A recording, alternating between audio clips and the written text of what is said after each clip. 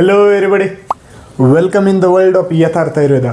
ओम धन्वंतरी नमः. मायसेल्फ पक्कन हे दर्शन BMS final student.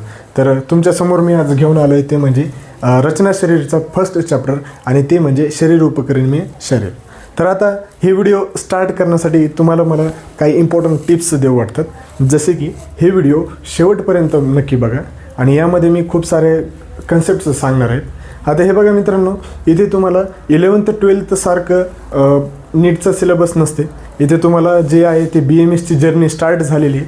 तर त्या अनुषंगाने तुम्हाला खूप साऱ्या गोष्टी आहेत, जसे की नवीन कन्सेप्ट्स आहेत आणि त्या आयुर्वेदिक टर्म्स असतात, त्या तुम्हाला ग्रास्प करायच्यात.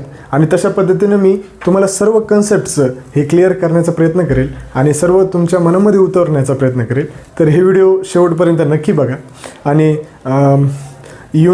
की जसे की 11th 12th आम्हाला तर संस्कृत जमतच नाही, तर आम्ही कसं करावं. ते हे बघा मित्रांनो, संस्कृत तुम्हाला हळूहळू जमेल, कारण की तुम्ही जसं त्यामध्ये जास्त डीपमध्ये स्टडी कराल तसं तुम्ही हळूहळू तुमचे श्लोक वाचायचा प्रयत्न करसाल आणि तशाच पद्धतीने अभ्यासाचा प्रयत्न करसाल, तेव्हा तुमच्या या सर्व गोष्टी एकदम हळूहळू कन्सेप्ट्स क्लिअर होतील.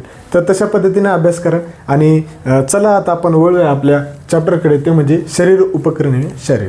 आता याच्यामध्ये जर बघितलं मित्रांनो, तर शरीर उपकरणे, तर शरीर उपक्रमणीय याचा अर्थ होतो शरीराचे उपक्रम.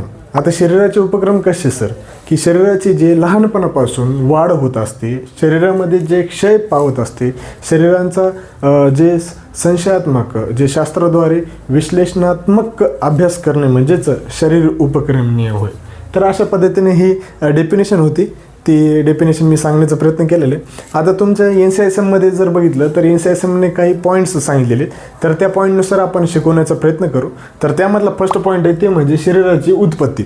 आता शरीराची उत्पत्ती जर बघितली मित्रांनो, तर शरीराची उत्पत्ती या श्रू या धातूपासून झालेली आहे. श्रू म्हणजे या धातूचा अर्थ होतो नाश पावणे किंवा झिजणे होय.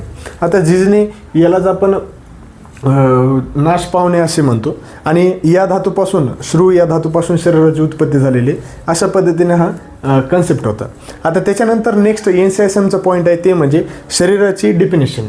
तर आता शरीराची व्याख्या जर बघितली तर वेगवेगळ्या ग्रंथकारांनी शरीराची डेफिनेशन केलेली, जसे आचार्य चरक आहेत, आचार्य सुश्रुत आहेत, त्यांनी शरीराची जी डेफिनेशन केलेली आहे. हे व्हिडिओ कसा वाटला ते पण कमेंट्समध्ये नक्की सांगा, आणि जेणेकरून मी पार्ट 2 मध्ये तुम्हाला जे उरलेलं पार्ट आहे ते सांगण्याचा उद्देश करेल.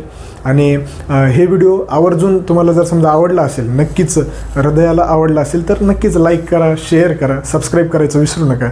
Thank you very much.